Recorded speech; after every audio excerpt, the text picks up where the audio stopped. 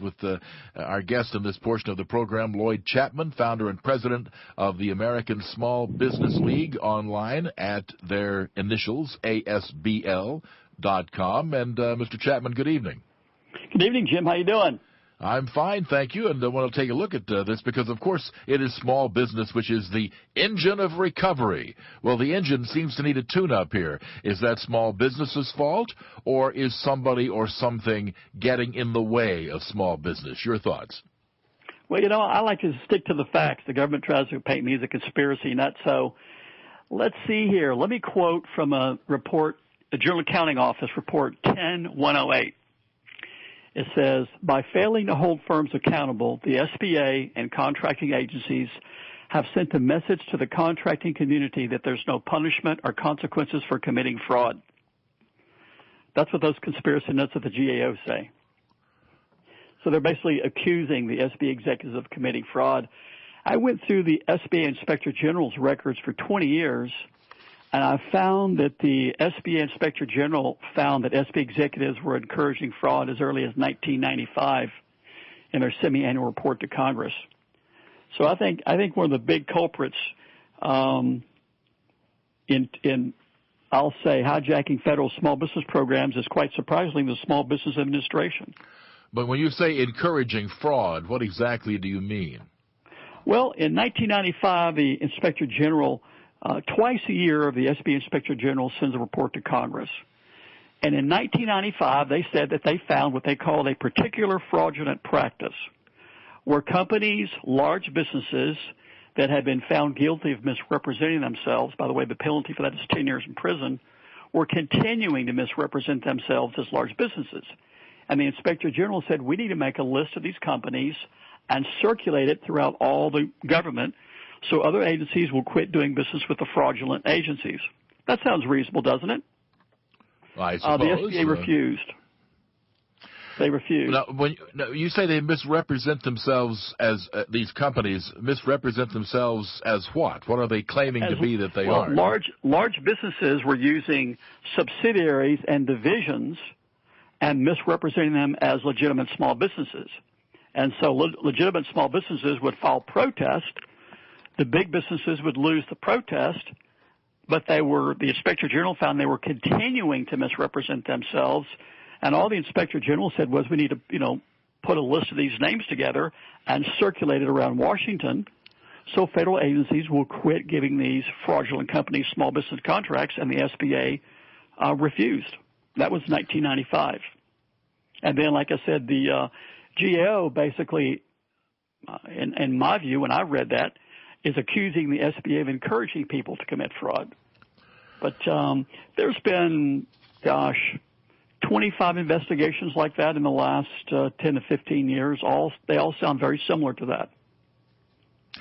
that. Looking at the notion of small business as the engine of recovery, is small business being hampered in its ability to create new jobs? Absolutely. Again, let's stick to the facts. The U.S. Census Bureau says that over 90% of the net new jobs in America come from small businesses. The Kauffman Foundation, which is a nonpartisan economic think tank, put out a report about 3 years ago, and they said that 100% of the net new jobs since 1980 come from small businesses. When you look at how the economic stimulus money was spent, I think small businesses got 3%. So whether you believe the U.S. Census Bureau or the Kauffman Foundation, that means that large businesses in America have created between 0 and 10% of the net new jobs since 1980. And yet when you look at TARP and the American Reinvestment and Recovery Act, how that money was spent, 97 to 98% of the money that was given to businesses was given to large businesses. So think of the logic of giving 97 to 98% of the recovery money to a group of businesses that have created between 0 and 10% of the net new jobs in the last 30 years. So, yeah, I think small businesses are being hampered in a dramatic way.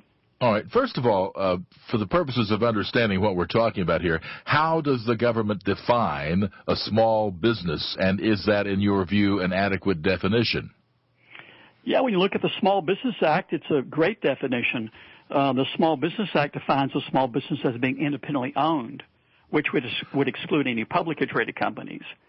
Well, then in that case, NASCAR would be a small business. It's family owned. I mean, good heavens, if you've got a company that's worth a couple of $1 billion and it's privately owned, that doesn't mean it's small. It could be of any size. That's not a very good definition at all. Yeah, shouldn't it have something to do with revenue or something to do with number of employees? It's called NIC codes, National Standard Industrial Codes, and each code has a different number of employees, but the maximum is 1,500 employees, and it also says the business can't be dominant in their field. So NASCAR would not qualify because, A, they're clearly dominant in their field, and number two, they have over 1,500 employees. Yeah. So therefore, in other words, size does matter in this particular case. It's not just whether it's not a publicly traded corporation. No, it's a three-tier definition. You can't be publicly traded, you can't be dominant in your field, and no industry can have over 1,500 employees. But it varies by industry.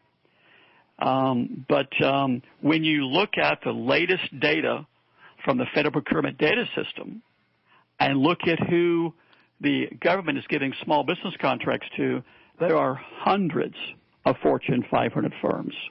And that's been coming out for over a decade.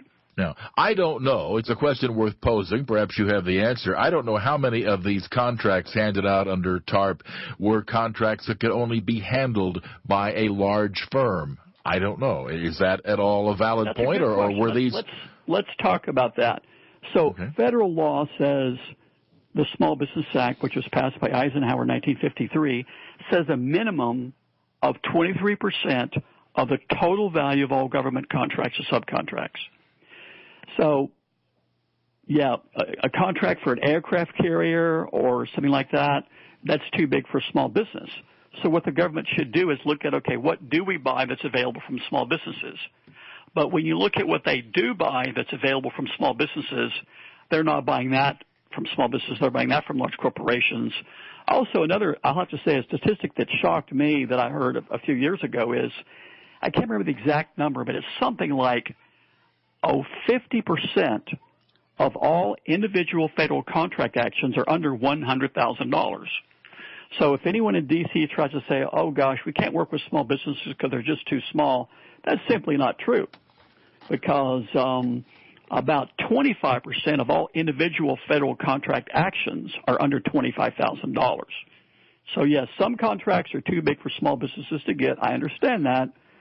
But federal law allows prime contractors to use direct or indirect dollars, which means if you're building a jet plane and you realize you can't buy the titanium wings from a small business, but you can buy computers and office supplies and carpet and chairs and things like that. But the federal investigations have shown that the prime contractors and federal agencies are not buying the goods and services that are available from small businesses. Now then, aside from the size of the businesses involved and the fact that, as you have noted, and I've heard others say this too, that small business is the generator of almost all of the net new jobs in the country, there's another factor that supposedly is used in federal contracts. We would like to see it, I think, used more often, and that is competitive bids. If, in fact, the government needs widgets, and Company A can give you the government a widget at $1 a piece, and Company B gives you widgets at $1.50 each, then so goes the theory. We get more widgets for our buck by buying the dollar widgets, and we do so whether that's a big company or a small company. So should competitive bidding trump the size of the company? I think federal law should trump everything. And what is the law correct? I mean, what does the law say now? I mean, personally, I would prefer that they go with the company that can deliver the most goods at the lowest price myself. And if that's a small company, fine. And if it's a big company, fine also. What federal law says is, take 77% of what the government spends and buy it from the lowest bidder. But take 23% and bid it out just to small businesses and get the best price from a small business. That's what the law says. And my personal belief is, not bet every one of your listeners will agree with me. when you look at America and see that the trouble we're in economically, we're trying to create jobs, and you look at the factual data from the Census Bureau and places like the Kauffman Foundation, and you realize that between 90 and 100% of net new jobs come from small businesses, I think it's very reasonable to reinvest a minimum of 23% of our tax dollars back into the hands of the small businesses that create over 90% of the jobs. It's where half of the private sector workforce is employed and over half the gross domestic product. And over 90% of all U.S. exporters are small businesses. I think that argument is fairly strong. If that's the argument, then why this arbitrary 77-23% divide? Why not just give them all to small businesses so that they can in fact do, aircraft carriers and the like aside? If the argument's that overwhelming, would we be better off to stop worrying about the most bang for our buck and just promote small businesses wherever possible? I think that makes sense. In fact, I'll tell you something interesting. Most people assume that a large business is going to have a better price than a small business. That is absolutely not true. That depends on the business. I'm sure everyone, ask Walmart. But I bet you remember the story about the $500 hammers and the $2,000 toilet seats that the government. But that had nothing to do with how much they could, in fact, produce those items for. Obviously, that wasn't even close to how much it cost to make those. Yeah, so when you look at, let's just say, fraud in government contracting and who overcharges the government, I do this for a living. I do this 8 to 5 Monday through Friday for 20 years. I've never seen a case where a small business was committing fraud and cheating the government. Maybe, but on the other hand, if you talk about how it's not the case that large businesses can do it cheaper, look at the impact of Walmart on small retailers all across America. Yes, they can. They can certainly do it cheaper sometimes. Yeah. Maybe not in every case, but they certainly can sometimes. Yeah. So the question is, why shouldn't the government go to the Walmarts and get, regardless of whether or not we're creating jobs or not, we may be creating a lot of jobs, but by going to all these small businesses, but it's costing the taxpayers a lot of money to do it. Actually, you know what? I think just the opposite is the case. What we need to do in America is create jobs, get people off of unemployment, and get people paying taxes. So if you want a strong economy and a strong America, you want to do business with small businesses because that's where the jobs are created. You get people off of unemployment, get people paying taxes. So, it's tough to argue with the fact that small businesses create 90% of the jobs. Oh, that's true. And we've covered you that. want to do business with those companies because that's where the jobs come from. And by the way, that's where the tax revenue comes from. I want to take a quick break, which we must do at this point, and come back and take a look at just how efficiently jobs are created versus how much it costs to create them, how much pump priming is needed here by our tax dollars when we continue our discussion with Lloyd Chapman in just a moment.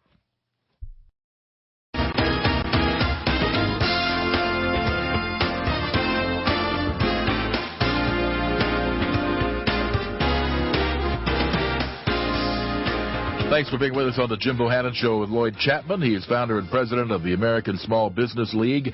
As we're talking about job creation and economic recovery, if government contracts are the secret to job creation, then why don't we just have tons of public works projects, roads, dams, and all kinds of stuff, and create jobs that way? Then maybe we need a ton of new taxes to support all kinds of public works projects and let small businesses create jobs.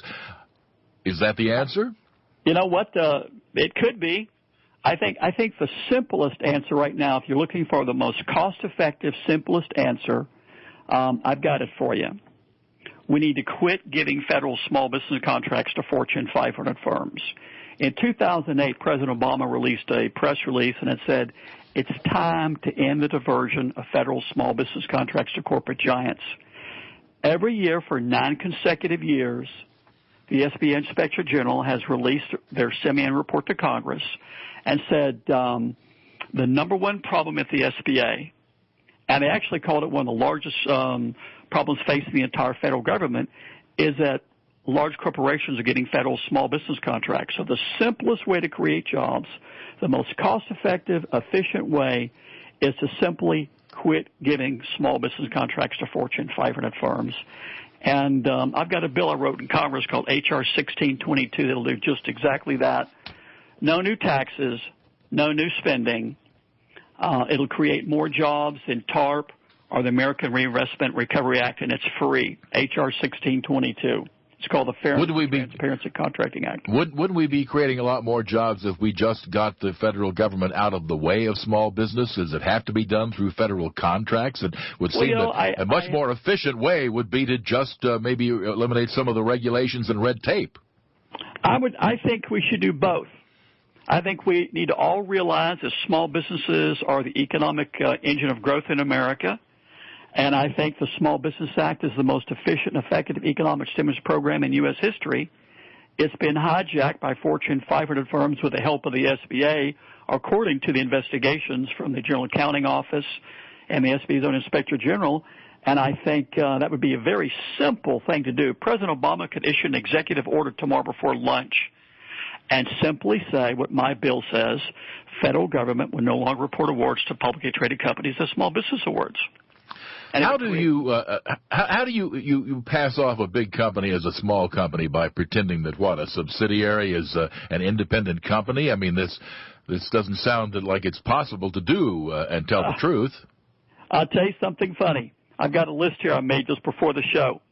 Mm-hmm. You can go to the Federal Procurement Data System and look at the companies that are being given small business contracts. Here's just a short list: Coke, Pepsi, Sears, Chevron, Verizon, IBM, Hewlett-Packard, Honeywell, Intel, General Dynamics, Dell, Thales in France, Finmeccanica in Italy, Rolls-Royce, British Aerospace, and Bechtel. I have a copy of a contract in my office to Bechtel, a small business contract for $128 million. It's about 3 feet square. I keep it up above my desk. And all right, well, before you get a full head of steam going here, we're going to take a break because we have to. This one doesn't move. We'll come back and we'll take a look at that list that you have and how these companies ever got defined as small. More to come in a moment.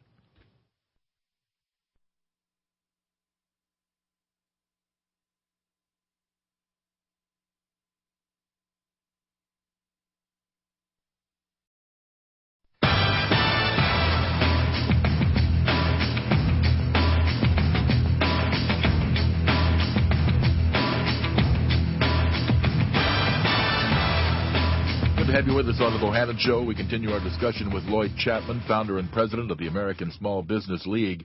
Now, this list that you were compiling, and I think you were talking about Hewlett-Packard when the break intervened. Please continue. Well, I guess it was NBC in San Jose came out with an investigation a year ago. It's on YouTube, and they found Hewlett-Packard was getting federal small business contracts. And the latest data from the Federal Procurement Data System shows that. So when you look at federal law, and this is kind of logical, in 1953, when they passed the Small Business Act, they certainly didn't intend for that money to go to Fortune 500 firms. But what the Small Business Administration did a few years ago is they came up with a policy. Let me ask you a rhetorical question, Jim.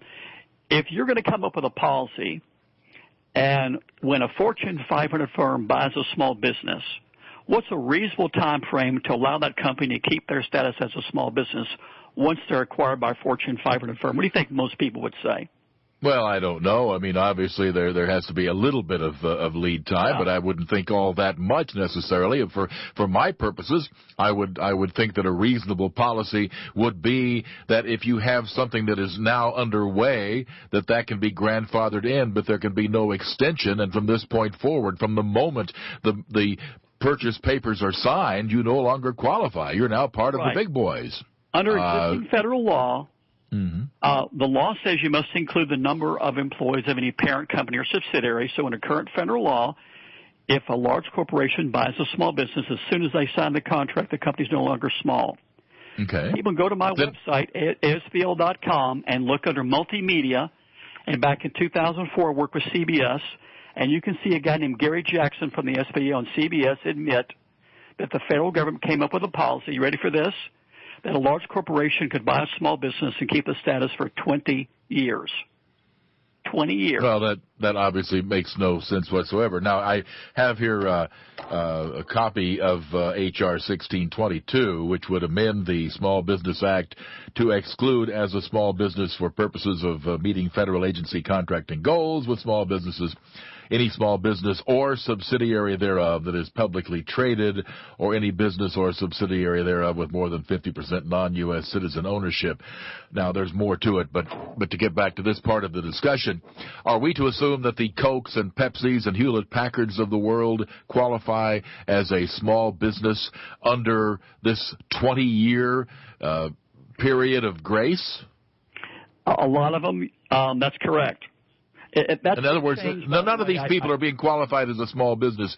You're not saying that if you assume that Small Business Administration policy to be acceptable, that we're not saying that Coke or Pepsi or Hewlett-Packard has broken the law. They're simply qualifying as a small business under a ridiculously expansive definition of small business. Well, it's an illegal definition. So I want to be clear with everyone. It's illegal. So the Small Business Act says the small business shall be independently owned.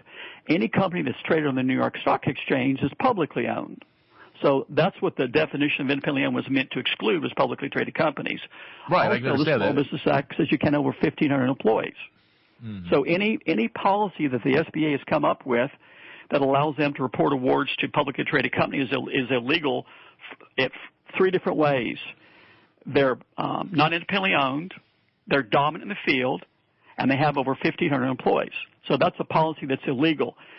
What's happened in a lot of situations, by the way, a lady from Bechtel called me the other day, and I issued a press release talking about a Bechtel getting small business contracts. And again, I like to stick to the facts because what I talk about sometimes sounds controversial. The Inspector General for the Department of the Interior issued an investigation about 5 years ago, and it said that even though contracting officers at the Department of the Interior had recently received extensive training how to properly report a company accurately, they went around the system, and the contracting officers were the ones that reported to Fortune 500 firms as small business awards. And we're seeing that commonly. The contractors? Contracting officer. So the federal official, the contracting officer is the one that's claiming that some of these Fortune 500 firms are small businesses and not the Fortune 500 firms themselves. What supposedly a contracting officer is there, I guess, to act as a judge of what is or is not acceptable. What is it that would compel these contracting officers to do this? Unless they're taking kickbacks under the table, what's in it for them to do this other than risking their personal freedom by going to prison? I don't understand the motive here. Well, here's what they tell me when I talk to them. They tell me they're being told to do that. So I've talked to contracting officers, and I've talked to journalists that have talked to contracting officers. I've talked to SBA executives that have told me that they're making us do that. Now, wait a minute. Now, when they say that they're told to do that, by whom is the obvious next question? By their bosses and the upper echelon. Which bosses? How high up? And again, once we determine how high up this is supposedly going, then we must ask why they wish to do this. I'm missing something here. I understand ulterior motives. I just can't spot this one. All right. Well, Karen Mills is head of the SBA. And every year that she's been at the SBA, the Inspector General, Peg Gustafson, that was appointed by Barack Obama, every year, Peg Gustafson has put out a report and said the largest challenge at the SBA is the diversion of federal small business contracts to large businesses. Karen Mills has done nothing. And again, I like to stick to the facts.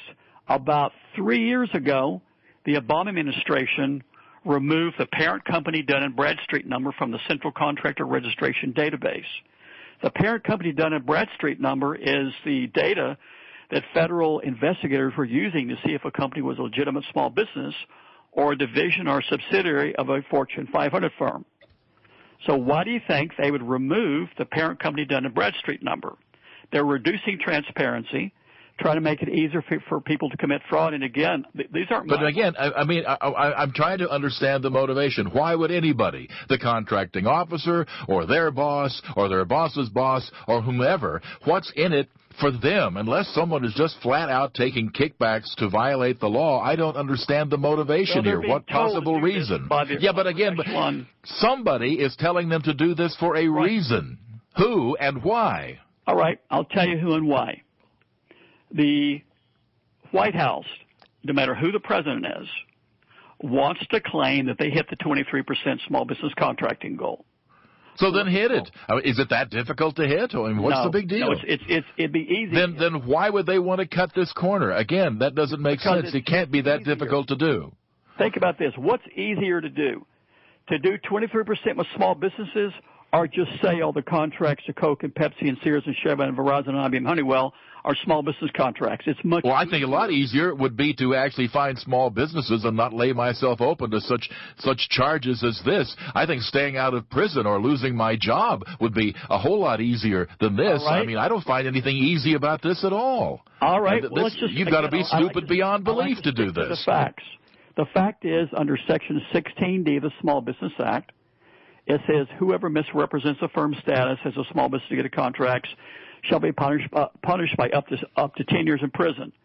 That's a pretty good reason to avoid that. No one's ever been punished, Jim.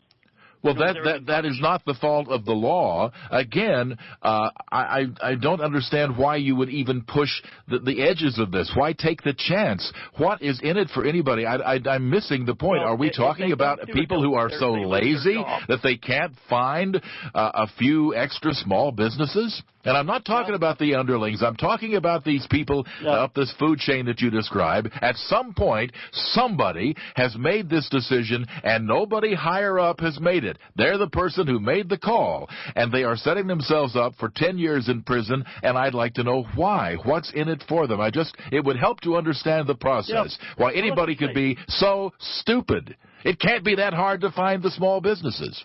It's not, but let's just say this, Jim. So again, to stick to the facts, the reason why is interesting, but I think we need to focus on the fact that the SBA Inspector General has said this is the number one problem for 9 consecutive years. The SBA Inspector General in Report 516 says large businesses are getting small business contracts illegally by false certifications and improper certifications. Report 514 from the SBA Inspector General said the Small Business Administration itself was giving small business contracts to Fortune 500 firms. I did a Freedom of Information request on Report 514 and found that the SBA was counting contracts to a company in Holland, Amsterdam specifically, with 26,000 employees around the world in 28 countries as small business contracts. That's a fact. Report 514. Well, these may all be facts, and we will go to the break by simply noting that apparently you don't need a reason. There are just an awful lot of people in the federal bureaucracy who are extremely lazy, who really look forward to spending 10 years in a federal prison. We'll be back in just a moment.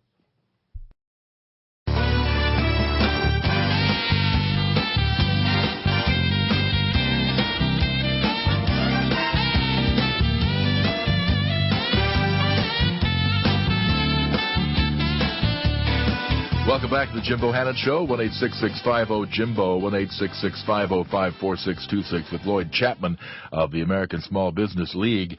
Now, noting this act, H.R. 1622, this bill that he has submitted, it would require the administrator of the Small Business Administration to notify the head of each federal department regarding the act and its amendments, and the department or agency head to then notify its contractors, and directs the administrator to publish a report regarding federal prime contracts awarded to these businesses, and 2, establishes procedures to ensure that the Central Contractor Registration Database provides an adequate warning regarding criminal penalties for misrepresenting the status of a small business or person in order to obtain federal contracts.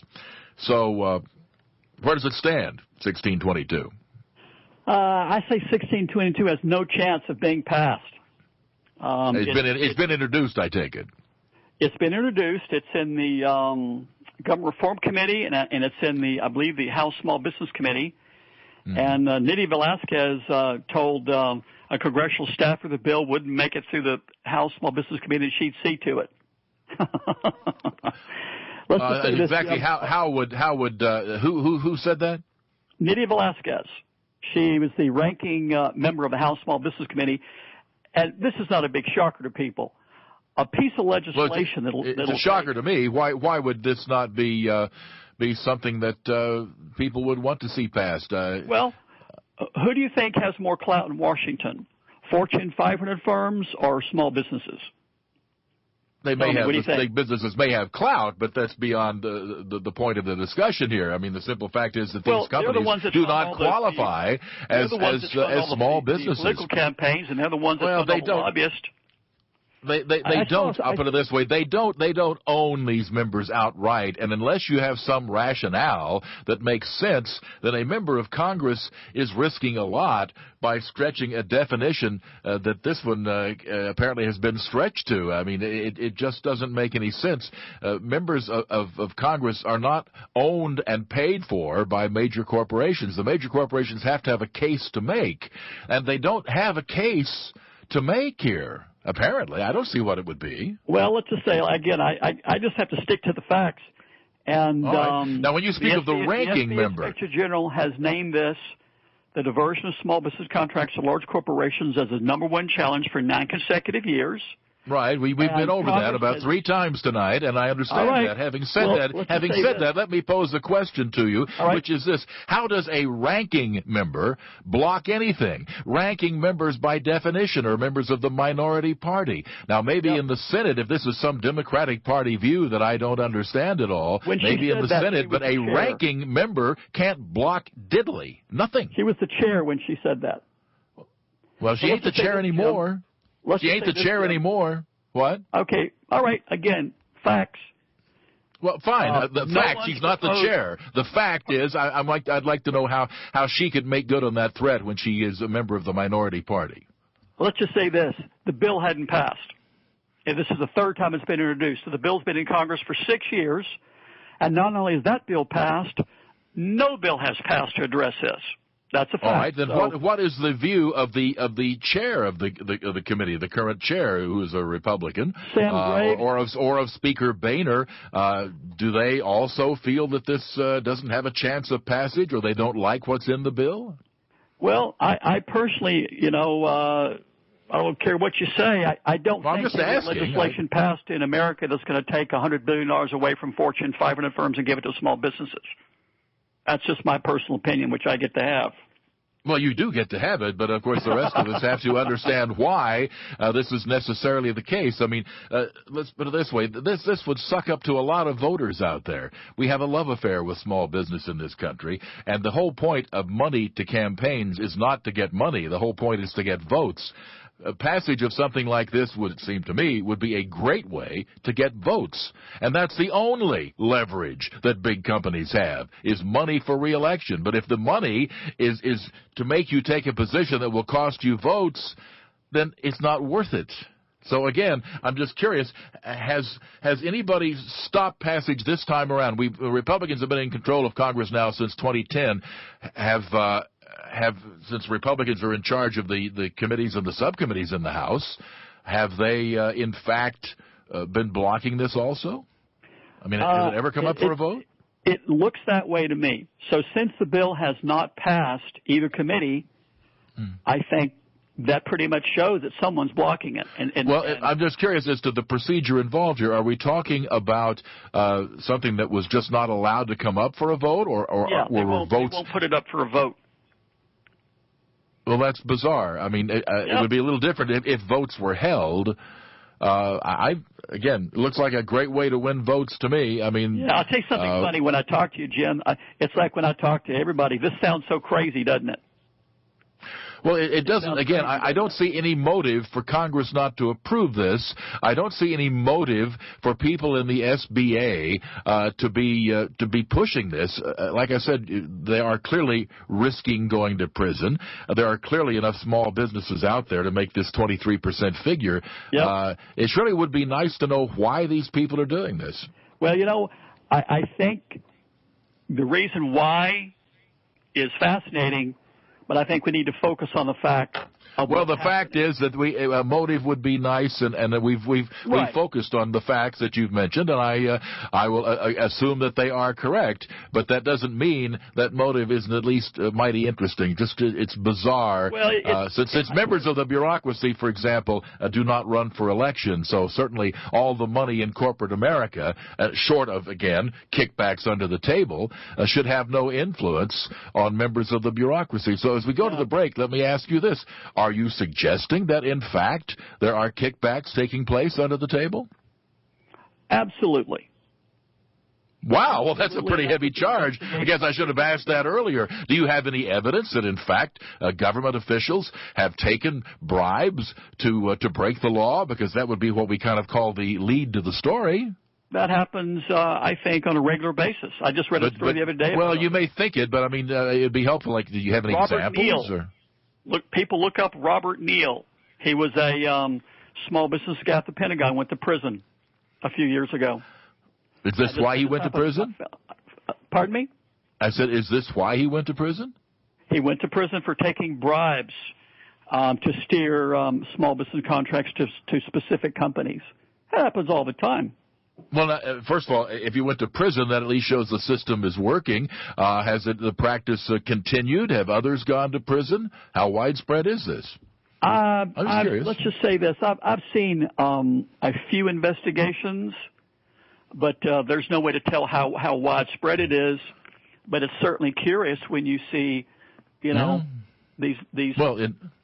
big businesses. I think the reason federal contracting officers, by the way, want to do well, we're going to have to take a break here. I was hoping that we get a shorter answer, but suffice it to say, if we send people to prison, that's a start. We'll be back.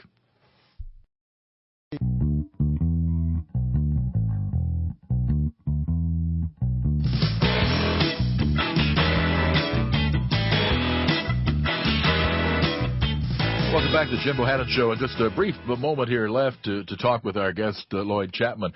H.R. 1622 has been referred to the House Oversight and Government Reform Committee and the House Small Business Committee. All the co-sponsors are Democrats. So is it Republicans who are trying to block it since Democrats are co-sponsoring it? Well, I'm afraid it kind of looks that way.